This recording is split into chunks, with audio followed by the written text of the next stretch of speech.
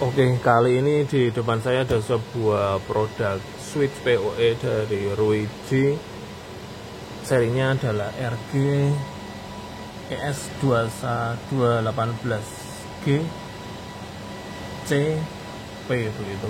Ini ada 16 port RJ45 PoE switch. Kemudian di sini ada 2 SFP. Ada 2 SFP port begitu. Kecepatannya 1 giga begitu. Nah, untuk indikator yang di sini, indikator LAN itu ada di sebelah sini ya. Sedangkan indikator untuk SFP ada di sini 17F dan juga 18F begitu.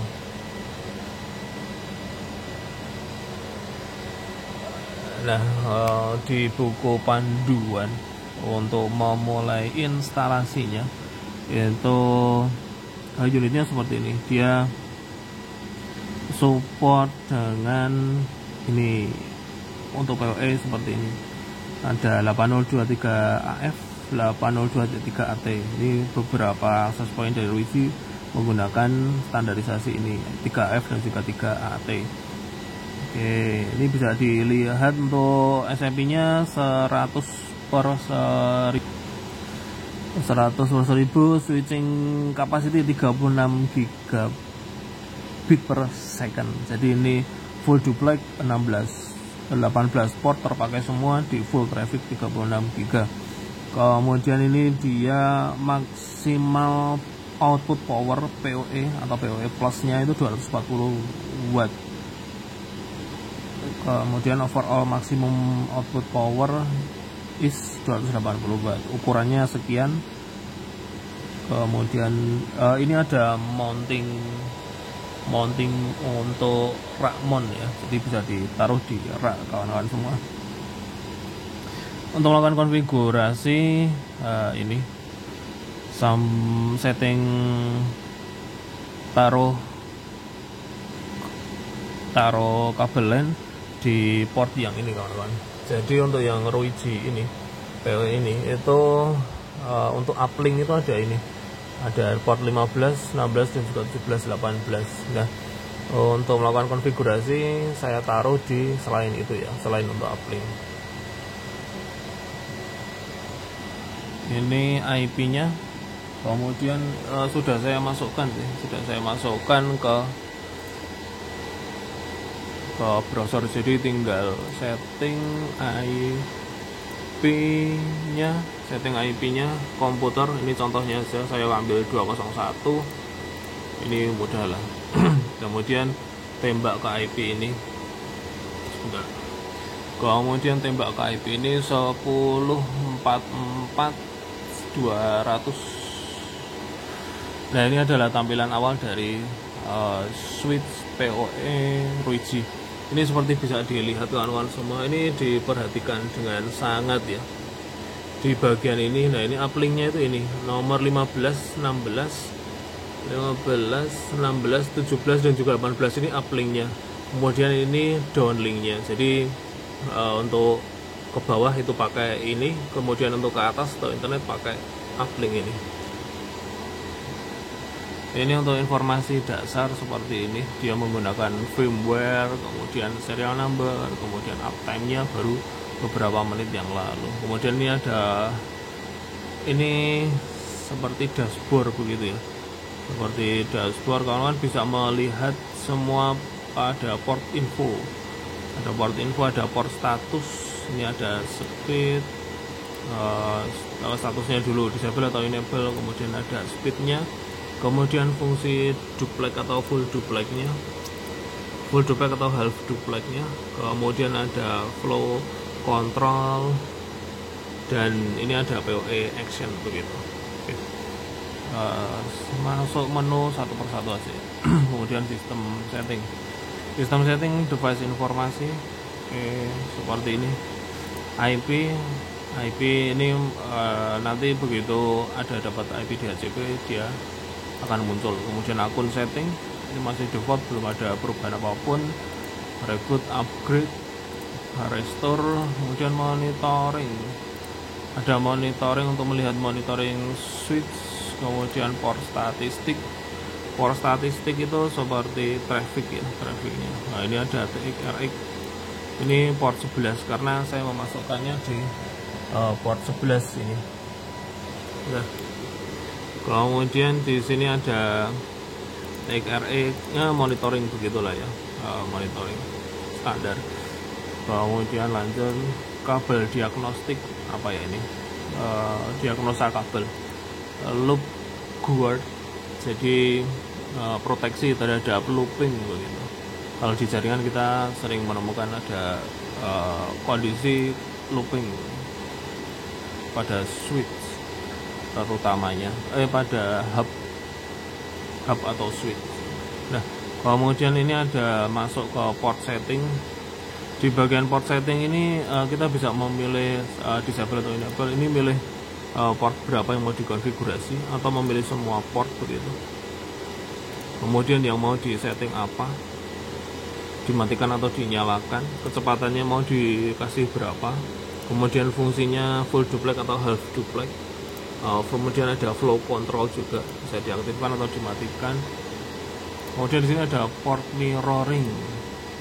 Port mirroring berarti port mirror itu apa ya? Ya begitulah, bisa dibaca sendiri ya. Saya kurang memahami untuk fungsi port mirroring. Port isolation, kemudian static MAC, search MAC, MAC list, filter MAC. Ini IP dari komputer yang saya pakai ini ya, port 11 dengan MAC address sekian. DHCP snooping, wah ini akan menarik ini. Ini kalau klausulnya dibaca pun juga menarik ini. DHCP snooping berfungsi sebagai DHCP paket filter. Jadi untuk mengendus di jaringan itu ada DHCP server yang lain atau enggak. Kemudian ini bisa diaktifkan maupun dimatikan begitu. Pada umumnya DHCP server port itu pada uplink port itu diatur sebagai port yang trusted port begitu. Kemudian ada VLAN. Nah ini VLAN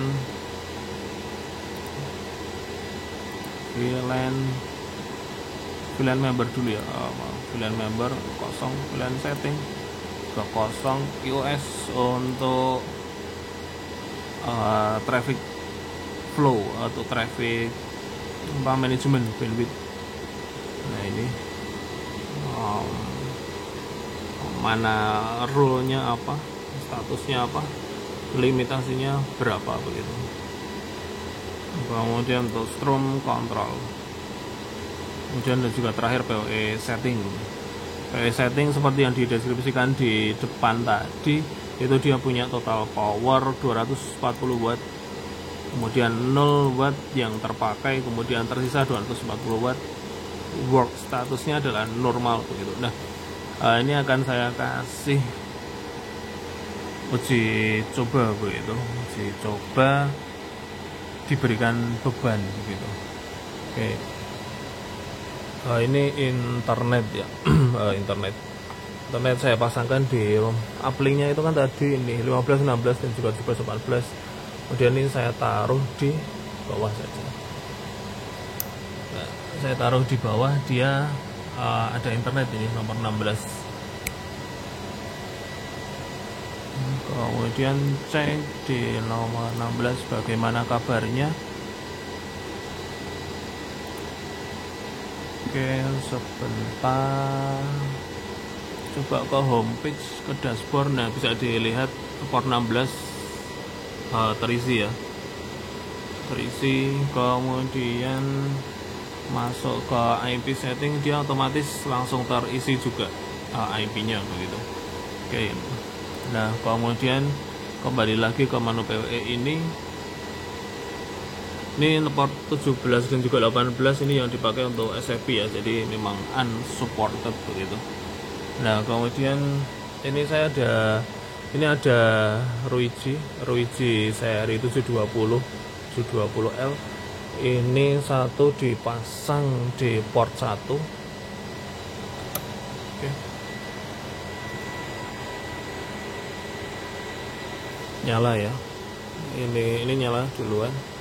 Kemudian ini nyala berikutnya. Kemudian Roichi AP720L dipasang di nomor 3. Nah begitu, ini nyala, kemudian yang ini pun juga nyala, jadi 1 dan 3 nyala begitu. Nah di sini ini saya refresh begitu. Nah ini langsung terpakai begitu ya. Nah ini kan menarik, ini cakep, ini kelihatan. Jadi total powernya 240 watt, use-nya 6 watt, kemudian tersisa sekitar 234 ini 234 gitu ya. Nah dia naik, konsumsinya naik, tadi 6 kemudian sekarang jadi 7,4. Dia terdistribusi kemana? Terdistribusinya ke sini, ke port 1 dan juga port 3 begitu. Nah ini power on port 1 dan port 3. Port 1 dan port 3 itu mana? Port 1 dan port 3 itu ini 1 dan 3 ini. Oh kenapa mati? Oh ini masih merah, masih loading dia. Ini masih loading Roichi RGAP720L nya. Masih menginisialisasi ya, warnanya merah semua. Nah sekarang saya uji coba untuk ini POE statusnya. Ini kan ada on off ya, ini nomor 2 dulu yang aman.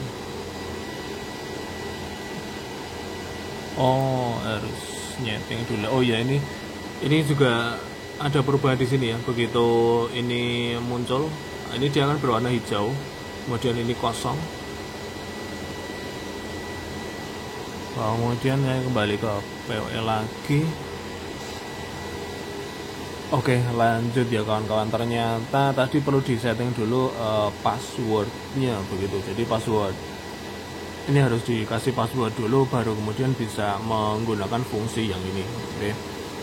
Ini seperti bisa dilihat di sini 1 dan 3 itu terpantau aktif begitu. Terpantau aktif dengan total penggunaannya adalah 7 watt begitu ya. 7 watt. Nah, ini saya akan matikan nomor 3 begitu, matikan. Ini bisa dimatikan dari sini. Sini sambil dilihat layar yang di sini ya, gambar kecil ini saya matikan. Apakah Anda yakin untuk mematikannya? Oke. Nah, ini mati. Ini mati, kemudian nomor 3-nya pun juga mati begitu ya. Jadi warnanya jadi gelap. Kemudian bisa dilihat di sini port 3-nya itu mati begitu. Wow, luar biasa. Kemudian saya nyalakan lagi on. Kemudian sebentar, ini saya klik, kemudian muncul oke. Nah kemudian proses up ya, proses up.